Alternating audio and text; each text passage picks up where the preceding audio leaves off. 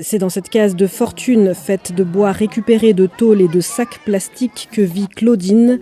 À 39 ans, elle vit dans la rue depuis l'âge de 10 ans après avoir perdu ses parents. Avec son amie Robin, elle fouille chaque jour les poubelles à la recherche de nourriture. On ramasse du riz dans le bac à ordures. Voilà, et voici le riz.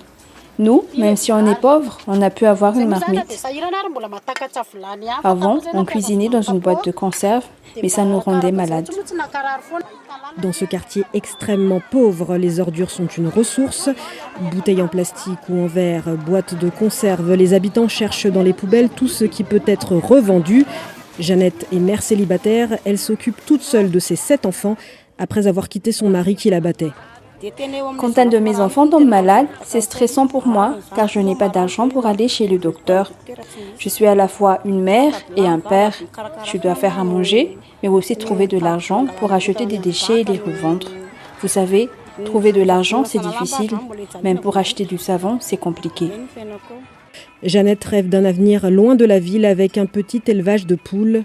En attendant, elle vend de la soupe entre 5 et 10 centimes le bol à d'autres personnes précaires comme elle. Une misère que les autorités tentent de cacher à l'approche d'événements internationaux. Sur les axes les plus fréquentés comme ici, près de ce tunnel, les familles pauvres dérangent.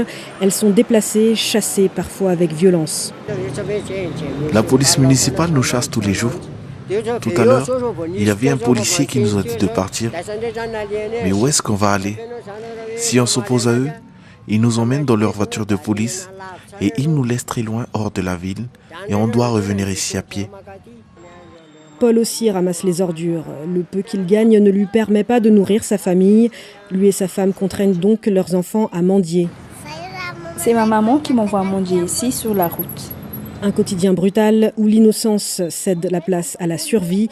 Leur seul espoir, vivre un jour sous un vrai toit et ne plus avoir à se cacher pour exister.